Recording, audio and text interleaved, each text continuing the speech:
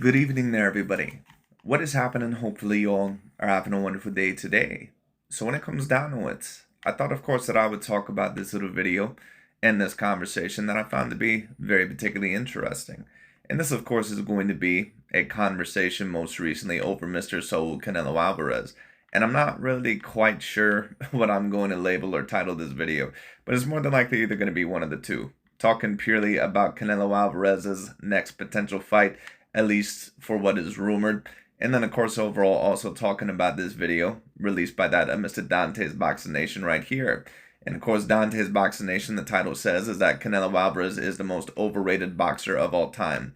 Now, for those of you that actually have been back enough in time, or at least watched Dante's channel or knew of his channel about 10 years ago, you would know that actually that when Canelo Alvarez, ironically, when he defeated that of Gennady Golovkin, the fighter that he was actually calling the most overrated fighter of all time was that of Gennady Golovkin. The reason, the reason why DontaesBoxingNation, the reason why he goes after these fighters once again, is because he does not want certain non-black fighters like Canelo Alvarez nor Gennady Golovkin to be remembered as all-time great level fighters. And when it comes to Canelo Alvarez, in my personal view, yes, he is an all-time great level fighter. That being stated, we're going to talk about that because, of course, Dante is going to try to tell you everything that he's really believed about Canelo Alvarez this whole entire time. And he's really, of course, going to go even extra with it because now that Canelo Alvarez, now that he's getting heavily criticized because of his next fight, of course, this is the time to do it. Of course, everyone pretty much loves to kick you while you're at your lowest. But to a degree, Canelo Alvarez, of course, doesn't really have anyone else to blame other than himself. Because at the end of the day, of course, the biggest fight in boxing right now, at least for Canelo Alvarez, would be the David Benavidez fight. And I do understand that at the end of the day, David Benavidez, he is several inches taller. He's going to be 20 plus pounds bigger than that of Canelo Alvarez. Is pretty much going to be a middleweight up against a light heavyweight fighter in there. So, of course, David Benavidez is going to have a multitude of advantages over that of Canelo Alvarez. But if you are going to still hold the belts at the 168-pound weight class, and if David Benavidez is going to be trying to compete there, or if everyone is pretty much asking for that fight and you want to allege that you're debatably the #1 pound-for-pound fighter in the world, you are going to have to take that fight or suffer the consequences. And Canelo Alvarez, of course, at the moment, his next fight is Edgar Berlanga, at least from what we've heard, pretty much from the negotiations. And, Edgar Berlanga, relatively talented, but nowhere near, in my view, enough as a talent to beat someone like that of a Saul Canelo Alvarez. And people are starting to finally overall get sick of it. It just is what it is. And it's very clear that Canelo Alvarez, that right now, that he, of course, is not willing to take that David Benavidez fight unless he gets paid out the wazoo. And I don't completely disagree with that. I think that Canelo Alvarez should get paid very heavily. But at the end of the day, and of course, certain people may bring up the mandatory status, and there might be a little bit of relevance, with that. But at the end of the day, the thing also does have to be mentioned. Canelo Alvarez has not tried to make any type of moves in order to try and make that David Benavidez fight. He just hasn't. It's very clear that Canelo Alvarez has not really had any particular interest within that of the David Benavidez fight, and he is going to have to someone get criticized for it. It is what it is. That being said, of course, Dante's Boxing Nation, the reason why I wanted to review this video is because Dante, once again, especially when it comes to the fighter, that he really needs to try to tear down because of their accomplishments, especially if they're looked at as debatably an all-time great fighter, which Canelo Alvarez is, of course, but we're going to talk about Canelo Alvarez's legacy and also his accomplishments and where I believe that he ranks all-time, at least in my personal view, or where he deserves to be somewhat ranked here. But Dante is going to talk about it once again within this video. He's going to talk about Canelo Alvarez, being, in his view, the most overrated boxer of all time. Of course, do I believe that? No, personally, I don't.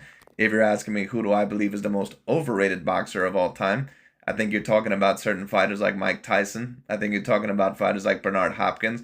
I think you may be talking about some other fighters like Aaron Pryor or something like that. Those are the fighters that I would consider debatably to be the more overrated fighters because I don't think that they did enough. Tommy Hearns, I also think, would be up there. Those are fighters that, in my view, for the way that they're ranked, they lost a little bit too many big fights in my personal view. But Canelo Alvarez, what I will state is, this about him. I do find him to be an all-time great fighter. But, of course, this lack of interest within David Benavidez, it is going to have to be a little bit talked about when we do talk about Canelo Alvarez's career. But also, that being stated, Canelo Alvarez, it is also going to have to be mentioned that he did fight a lot of great A-grade level opponents, and he did win belts from 154 all the way up to 175, being 5'7" with a 71-inch arm reach. That takes a great amount of skill, and it also takes a great amount of boxing intelligence. So Canelo is an all-time great level fighter, but at the end of the day, the rumors right now that are going on about him, he has no one else to blame but himself, because at the moment, he is going to have to try to go after David Benavidez. He's just going to have to, especially if Benavidez, if he remains at the 168-pound weight class, he's just going to have to, or try to go after David Morrell. You cannot keep going after all the guys overall that you know that you can potentially beat at the 168-pound weight class. And, you know, personally, I did not mind Canelo Alvarez's last two fights. I thought that the Jamel Charlo fight was a relatively interesting matchup, and the Jaime Munguia fight definitely was very interesting. But everyone pretty much knows who the main dangers are at 168 pounds right now. And if you don't want to compete there, then no problem, but you should not be holding the belts there. And then maybe you could try to unify the 160-pound weight class, because in my view, Canelo Alvarez is really more of a middleweight anyway. But if you're going to be holding the belts at 168 pounds, you're going to have to fight the best of the best there, or you're going to get rightfully criticized. So it is what it is. But anyways, let's see what Dante's Boxing Nation has to say. Let's tune in.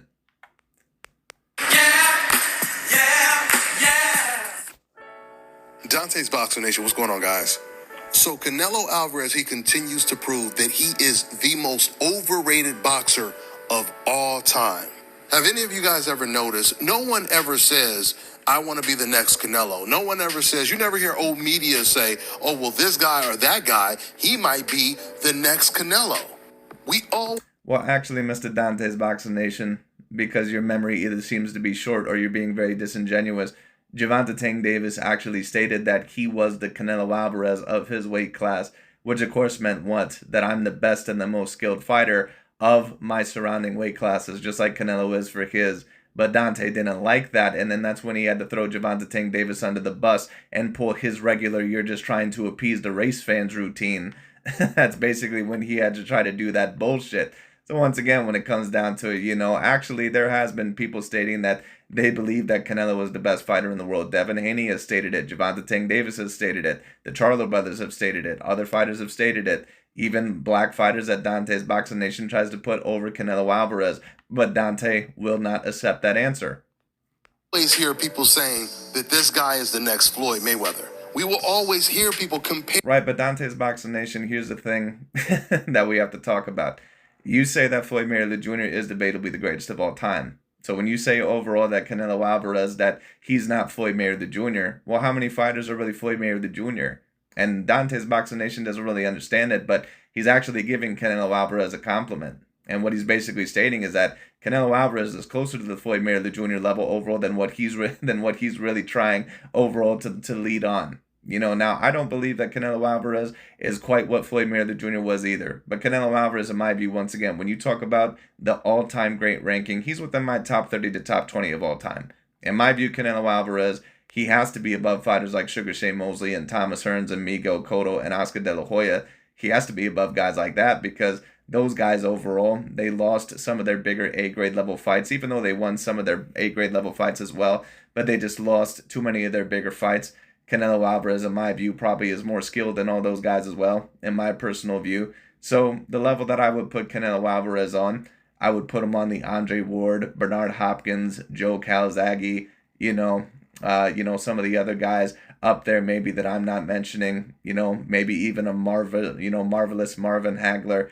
I would maybe put him, on that level. And some people may say Marvin Hagler, that's a little bit, of a big move. Why would you put Marvin Hagler, below that of Canelo, or Canelo within the same realm? Because Marvin Hagler only competed in one weight class. And on top of that, when you talk about it, he did also lose to that of Sugar Ray Leonard of his time. Canelo pretty much lost to the Sugar Ray Leonard of his time at Floyd Mayweather Jr. That's why I said that if that Canelo versus Crawford fight does happen, and if Canelo actually is able to beat that of Terrence Bud Crawford, Canelo will probably have to be above Marvin Hagler in my book. He's around that same ranking as Marvin Hagler in my view, because Canelo Alvarez, overall, once again, he has won a lot of big A-grade level fights in his career. Fighters to Floyd because he is the best to do it. And keep in mind that Marvin Hagler never fought guys outside of the 160-pound weight class. Canelo Alvarez actually fought guys from 154 all the way up to 175. That does have to be totaled. And Canelo Alvarez was actually smaller than what Marvin Hagler was, at least in terms of the height and the reach, I believe. He was 5'7" with a 71-inch arm reach, like I stated. So Canelo has accomplished a lot in his career. But at the end of the day, he is going to have to try to fight David Benavidez if this criticism, and rightful criticism, is going to get off his back. No one wants to be the next Canelo Alvarez. With that being said, Canelo Alvarez comes out and he announces next fight.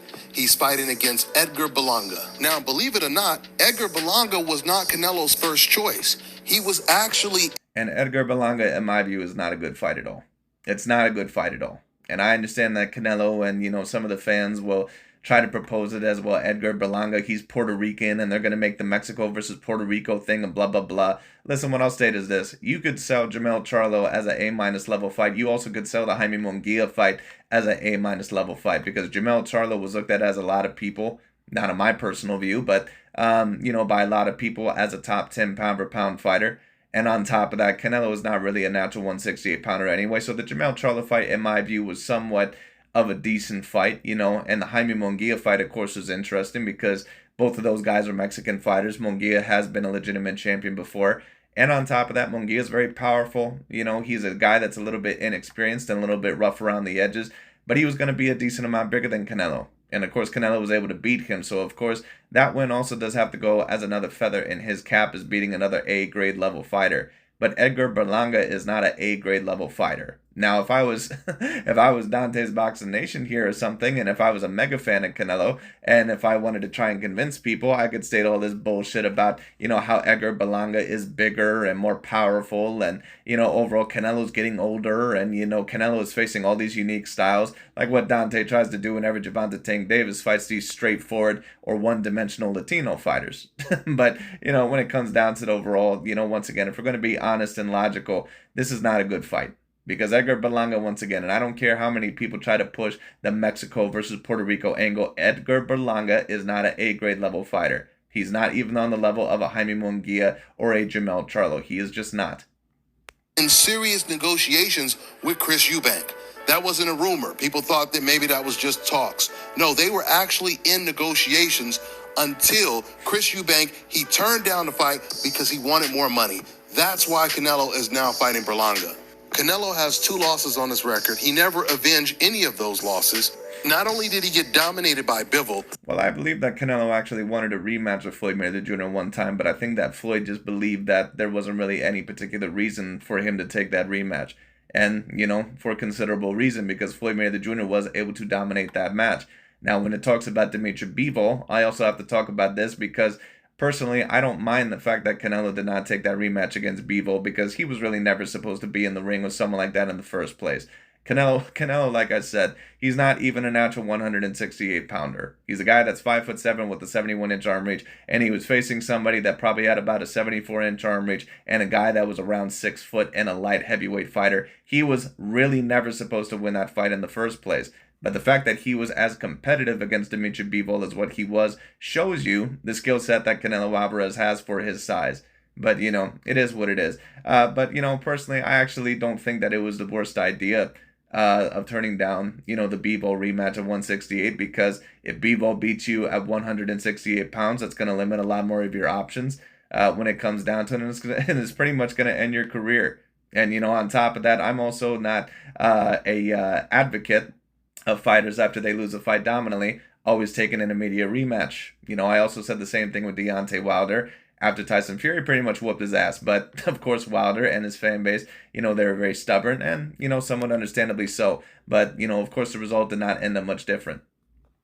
But Bivol offered to come down to 168 for the rematch. Canelo, And Canelo Alvarez would have not got any credit for Dimitri Bivol anyways, had Dimitri Bivol came down to 168 pounds anyway. So Canelo Alvarez, in my view, was very shrewd and very smart to not really take that fight again in the first place. There was really going to be nothing in it for him unless Dimitri Bivol was going to be unified. There was really going to be nothing in it for him whatsoever. Turn the fight down, because every time Canelo Alvarez steps up in competition and fights someone tough, he either loses or he wins in a controversial fashion. Well, no, sir, but that's the type of way overall that you're going to put it. At the end of the day, Dante's Boxing Nation, Canelo Alvarez has defeated fighters like Caleb Plant and Billy Joe Saunders and Callum Smith.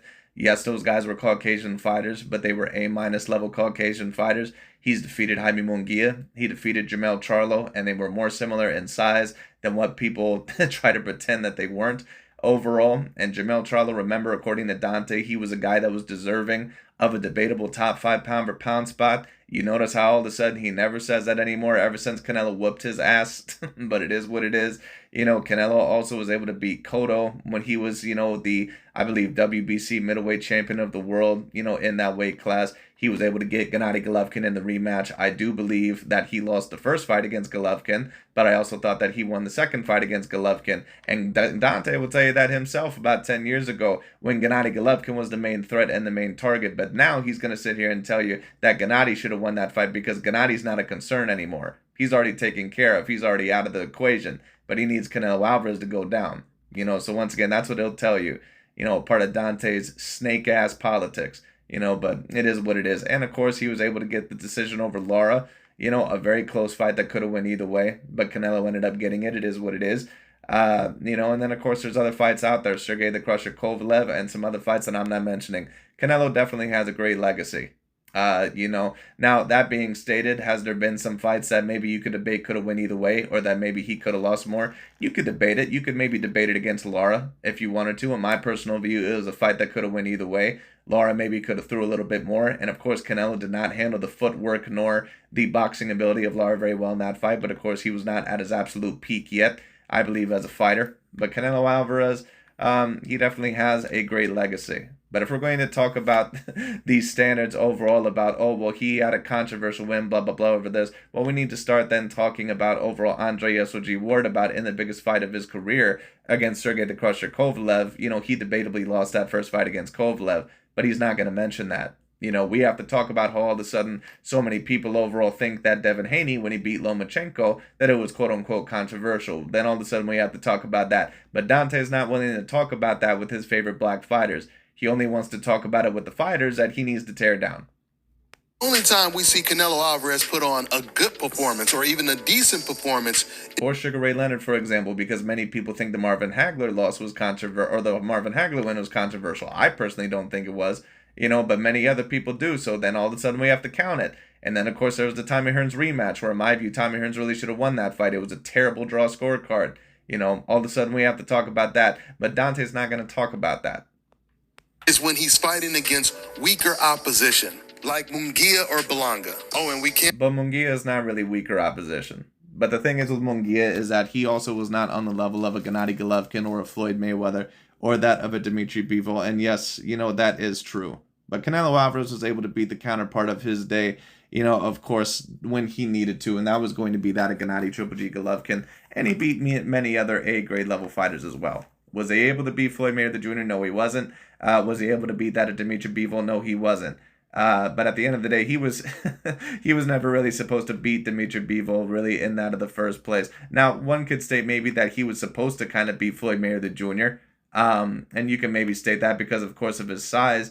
You know, but what I also will state is this, is that I think that Floyd, that he did catch Canelo Alvarez at a time to where Canelo was not quite at his absolute peak yet. But not only that, I just think that Floyd is also about a level above Canelo, and there's just nothing wrong with that. It is what it is. Floyd, in my view, is debatably the greatest fighter of all time, but Canelo carved out a very great career after that. Forget Abney Yildirim. I'm telling you guys right now, Canelo Alvarez stock is crashing right now. Even with him cherry picking, he's not getting the type of reception that he used to get when he cherry picked. Well, Canelo Alvarez shouldn't be getting the same reception overall, but you know, once again, this narrative of that Canelo Alvarez has just always been this cherry picker.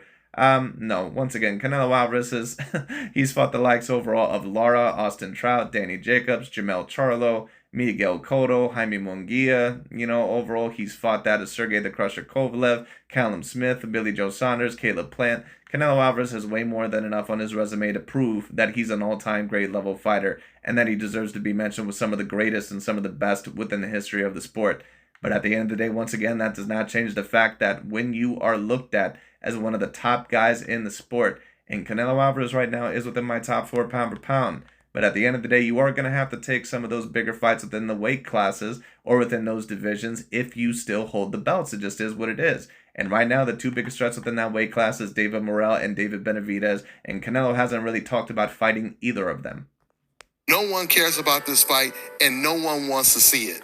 Canelo. I agree with that. No one really does want to see this fight, and Canelo Alvarez is going to have to deal with whatever criticism ends up coming his way, and he might be forced into that David Benavidez fight, whether he likes it or not. But I wouldn't be surprised once again if Canelo Alvarez is waiting for Benavidez to fight the winner of Better B versus Bivol, and that's going to be interesting to see if David Benavidez is going to take that fight.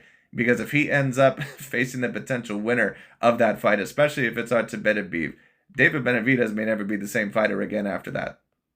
He always says he can do it. And DontaesBoxingNation is about to say something here really soon once again to show you what he truly thinks about David Benavidez and why he puts so much stock within David Benavidez. He wants. He can fight whoever he wants. The fact that Canelo... And I don't agree with that also as well. Canelo Alvarez has accomplished a lot in his career. He has an all-time great legacy and an all-time great career. But if you are going to continue fighting, you have to continue fighting the best, especially if you want to be labeled as debatably the best fighter in the world and as one of the top pound-for-pound fighters. You're going to have to do that. It is what it is. It was kind of similar overall with Manny Pacquiao at the end of his career, where people said that Pacquiao has carved out an all-time great, legacy, so why does he have to fight Crawford? He's already proved himself. If you are still competing, you have to always prove yourself. I don't care who you are. Just like with LeBron James overall. LeBron James says he has nothing left to prove and all that bullshit. As long as you are in a professional sport, you always have something to prove. If you are in a competition, you always have something to prove. It is what it is. There's rankings, there's a pound-for-pound list, and there's other stuff like that, and there is belts for a reason. Yes, you do have something to prove. Can fight whoever he wants. It makes it even worse because that means he could easily make the biggest fights that the fans want to see. And Canelo Alvarez is telling the boxing world he doesn't care about the fans. He doesn't care what they want. He only cares about a guaranteed win. Canelo Alvarez has basically stated that, listen, I've given the fans a lot throughout my career, and that overall that I basically have given them a lot of what they wanted. And a lot of them still are not happy. So I'm just going to do basically what I'm going to do. And to a degree, I understand that. But at the end of the day, that is also a little bit of an excuse, overall, just to not really take that David Benavidez fight. And I understand that Canelo, he stated that, I'll fight David Benavidez if this and this. He doesn't really bring anything more to the table for me. Well, if he didn't bring anything more to the table for you, Mr. Canelo Alvarez, you wouldn't be asking for $200 to $250 million. So let's cut the crap. It is what it is. And I like Canelo as a fighter. All-time great fighter. One of my favorite fighters to watch. But at the end of the day, let's cut the bullshit, Canelo. You understand that David Benavidez, who he is. That he's a guy overall that is really meant to be your replacement. And that he's a fighter overall that is going to give you all sorts of hell. And it is what it is. Because Benavidez really is supposed to win that fight. Because not only is he a decent amount younger than Canelo. And Canelo has been aging slightly as a fighter for the past 3 years. But Canelo Alvarez, of course, also he's a decent amount smaller and a decent amount older. So David Benavidez, of course, should be able to win that fight. But at the end of the day, Canelo Alvarez, if you're not willing to take that fight that everybody wants to see, you are going to have to deal with the criticism. Alvarez is 34 years old right now, and he's fighting against the weakest opposition. By way of contrast, look at who Terence Crawford just fought at age 36. He fought Errol Spence. Now he's moving up to 154. His original... Well, I've already stated this. Terence Bud Crawford and Canelo Alvarez are basically the same age within the sport because, like I said, Canelo's been fighting professionally now for 18 years. And after this, year, it may be 19. I'm not really sure. But Canelo Alvarez has been fighting professionally, I believe, ever since he's been about 15 years old. So, like I said, Canelo, he's been fighting for a very long time. And he hasn't just fought, a lot of these Powerpuff girls, overall, like Terence Bud Crawford ended up fighting. Overall, within the 147-pound weight class. Is no offense, but it is what it is. And I like Crawford, but, Dante, once again, he's going to try to label this fight against Israel Madrimov as this super huge 50-50 level fight when it's not. At the end of the day, Madrimov is a decent opponent. He's probably an A- level opponent. But Crawford should be favored in that fight, probably at least 5-1, period.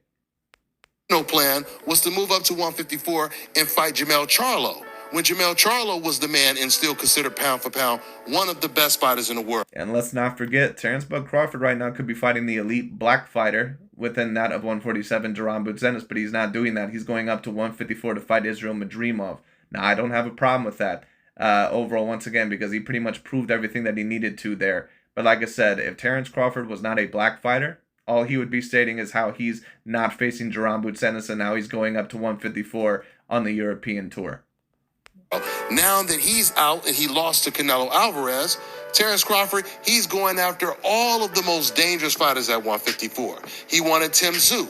Tim Tszyu got beat by... It's going to be interesting to see how Terrence Bud Crawford, and that's also why Dante put a little bit of stock in Tim Tszyu, because he also really wanted to make it seem like Tim Tszyu was this killer. And Tim Tszyu is a very decent fighter, but Dante was trying to, beef him up a little bit because, once again, he knew that Crawford was going to go to 154, and he wants to try to make it seem like every win that Crawford's going to get there is just this A-plus level win, and it's not.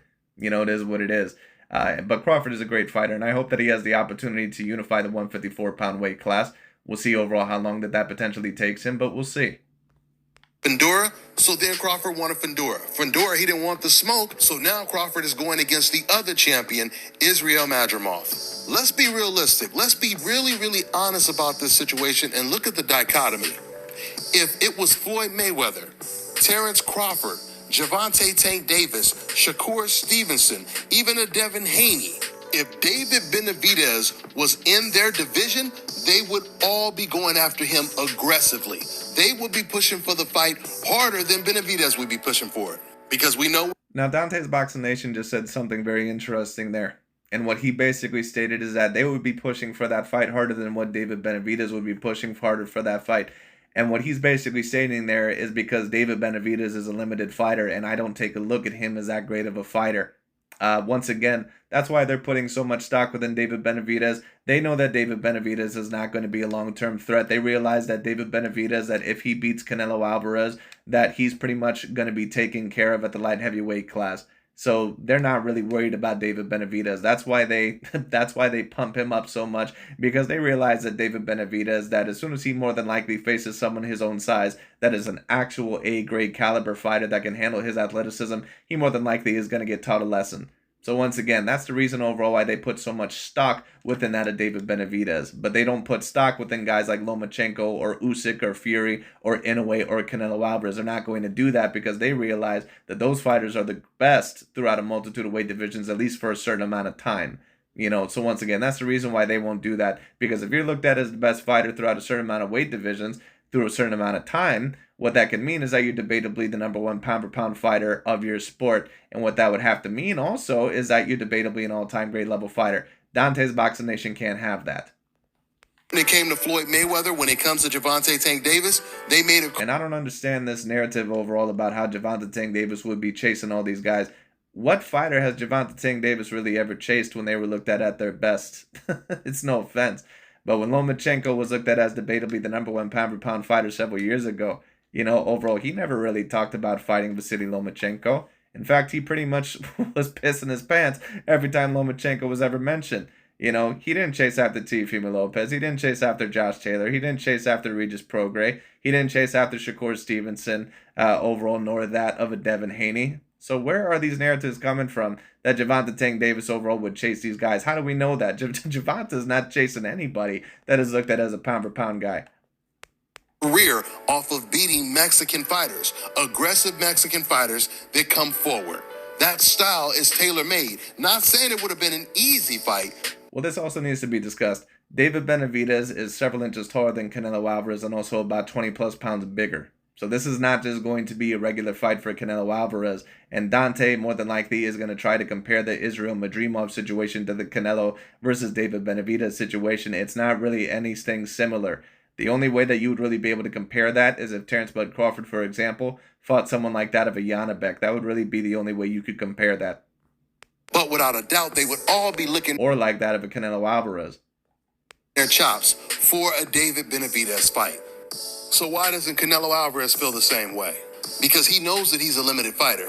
And this is why outside... And Dante has been trying to make this case about how limited of a fighter that Canelo Alvarez is for such a long time. Don't get it wrong. Once again, Canelo, in my view, is going to have to try to fight that at David Benavidez. But at the end of the day, you cannot be this severely limited fighter, be 5'7" with a 71-inch arm reach, and win belts from the light middleweight division all the way up to the light heavyweight class. It's not ever going to happen. If you are that limited of a fighter, and really that average of a fighter, as Dante always tries to allege, you're not going to win belts overall through those weight classes, or at least overall, once again, being that size. Win belts in the majority of the big fights in your career from 154 to light middleweight, or junior middleweight, all the way up to light heavyweight. It's just not going to happen. Of Mexican fans, there is no one condoning or defending Canelo Alvarez's actions right now. I seen some Mexican fans in my comment section saying that Canelo Alvarez, he's just doing the same things that Floyd Mayweather did. Any Mexican fan that says that just proves how racist Mexicans are. Because if you're going to say they're doing the same thing, then how do you explain how Mexicans hated Floyd Mayweather for quote unquote doing the same things that Canelo is doing today? You guys remember what you were calling. Well, here's another question, Mr. Dante's Boxing Nation, that I have for you, and I don't think that that's completely the worst point in the world.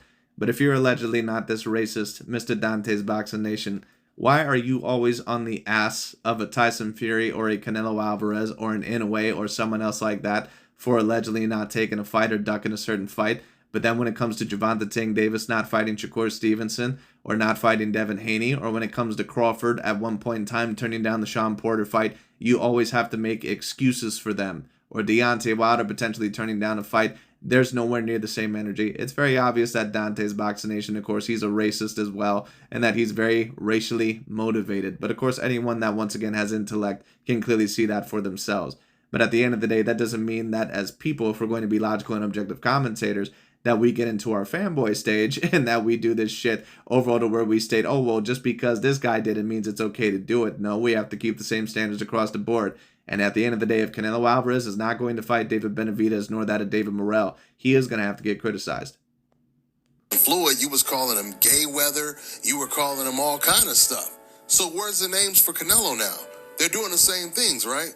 The truth is, Canelo would never do the same things that Floyd Mayweather did, because if he tried to do the same things that Floyd did, he would have at least 5 to 6 losses on his record. Right, but Dante, come on, let's stop the bullshit. Canelo has fought a lot of great fighters in his career. All right, it is what it is. Once again, Dante used to say all this shit about how Billy Joe Saunders would beat Canelo. Then Canelo finally eventually fights him. And then Billy Joe Saunders, oh, he doesn't have any power and all this other stuff. They say that he would duck Caleb Plant. Then he fights Caleb Plant. He's going to duck Jamal Charlo. Then that fight almost gets signed. And, oh, it's not at the right time. So whatever Canelo was ever going to do was never going to be good enough. Even when Canelo fought Dimitri Bivol, he said that Canelo took Dimitri Bivol because he must look at him as an easier style than that of a Jamal Charlo or an Andrade. So anything that Canelo Alvarez does in his career is not going to be good enough for Dante's Boxing Nation. But once again, do I also agree that Canelo should be facing David Benavidez or at least David Morrell? Absolutely, yes, I do. And if he's not going to face those fighters, then he's going to have to receive some criticism. And he would probably be retired by now. Because almost everybody Floyd Mayweather fought them after they came off of their biggest wins. Floyd Mayweather, he fought Canelo after Canelo beat Austin Trout. In fact, Floyd Mayweather was the one that made Canelo fight Austin Trout. He said, if we fight against each other, you have to beat someone so we can build the fight up. Absolutely, and that's something that Canelo Alvarez does as well. And that's why, he told certain fighters like Andrade and some other guys that if you're going to fight me, you're going to have to actually fight somebody, or get through somebody overall that looks like a potential threat to me. That's what you're going to have to do, in order to make this fight more marketable. So boxers have actually done this for a very long time. Muhammad Ali also did it, I believe, and offered George Foreman a rematch to possibly face that of a Ken Norton, and some other stuff, because of course he was having trouble with Ken Norton at the time. Other fighters have done this as well. It is what it is. Floyd told him to fight Austin Trout first. Canelo did it. And then Floyd Mayweather, he completely beat Canelo up. Y'all say Canelo Alvarez is doing what Floyd Mayweather did. When is he going to do what Floyd Mayweather did? Right now, he should be fighting against David Benavidez, because when Floyd Mayweather fought Canelo Alvarez, that was his version of a David Benavidez. He was fighting... I would somewhat agree with that. someone that was naturally much bigger than he was, much stronger, way younger than him, and was undefeated. He had also been calling out Floyd Mayweather for quite some time, just like Dave. Right, but if you're also going to make those standards, Mr. Dante's Boxing Nation, and allege how Floyd Mayweather Jr. is this quote-unquote grandpa, well, we also have to state with Canelo Alvarez is that, once again, that he's a decent amount older than David Benavidez. He's nowhere near the height of a David Benavidez when it comes down to it. And David Benavidez is also going to be 20 plus pounds bigger.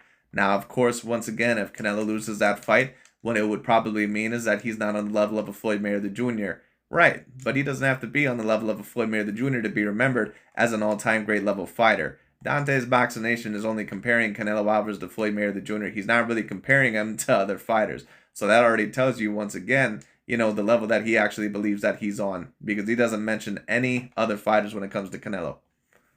It has been calling out Canelo. In fact, I remember before that fight was made, Mexican fans were going around saying that Floyd Mayweather was ducking Canelo, and then make every excuse in the book once Canelo loses.